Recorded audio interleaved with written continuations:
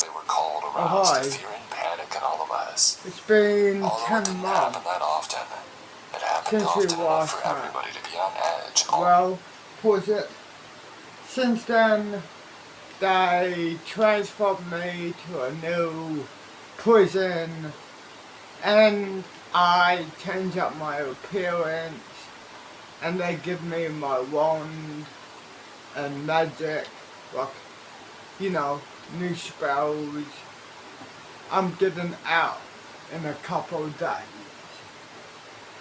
So, you know, only released for good behavior. So, yeah, walking off, I'm getting out for a couple, you know what I mean. Well, let's go to here, what I was doing. Okay.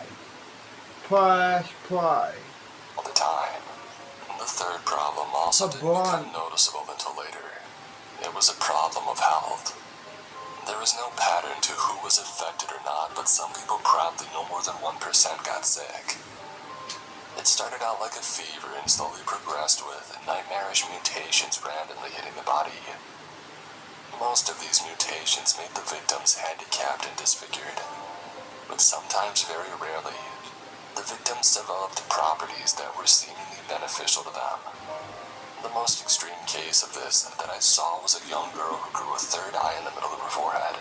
The iris of the new eye glittered with amazing colors, and the girl claimed that she could use the eye to see other people's emotions. At the beginning of the health crisis, the sick people were treated badly, just as if they had been monsters from the jungle. This treatment only got worse when it was revealed that the creatures from outside had never attacked the sick. At one point, a mob gathered at Fraser Square, set on chasing the sick people, mammal-like animals that they hunted.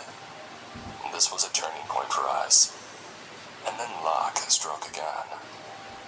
All attempts at fishing had failed so far, but all of a sudden, there were fish everywhere on the river. And we soon learned that there were different periods for when the fish were out to sea or close to land. However, as soon as they came close to land, mysterious purple thunderstorms that lasted weeks tormented the city. And yet, we survived. Many people didn't, of course, but life was possible. In the end, we prevailed.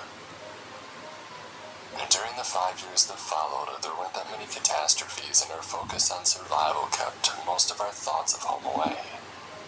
Even Isabella thought less and less of her parents as she grew older. Over time, most people got used to the bizarre situation that they had found themselves in. Back in July of 2013, many people did commit suicide, yes, but most people chose to live on in this unknown land. Two events, however, changed things. First is what happened to a planned expedition at sea. Hundreds of people, mostly men, decided to venture out into the ocean with one of the luxury cruisers that had been moored next to the city. This was going to be a great adventure and perhaps a way to find some answers to where we had ended up. It inspired all of us, thousands of people, Isabella and I included. We had gathered to watch as the huge boat slowly sailed out. It all felt similar to that day 5 years earlier when we had waited for the amusement park to open. And we all stared at the horizon as the boat named Birdo de Espero turned into a small dot against the setting sun. And we imagined the amazing adventures they would be on and the... What is that? It's myself.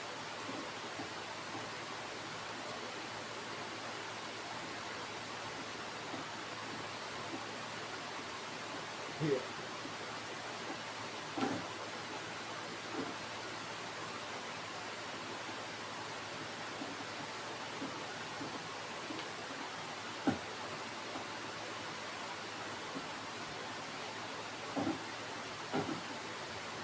This is my cell, y'all. I'll see you in the morning.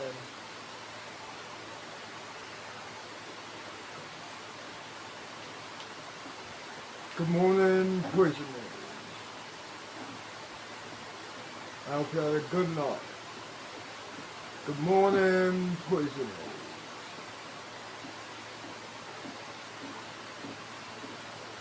Over now.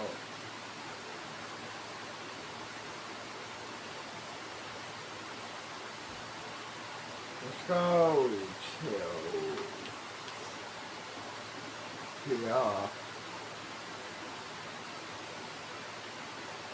Press play. Forward to their return. But then something that must have been larger than anything we had seen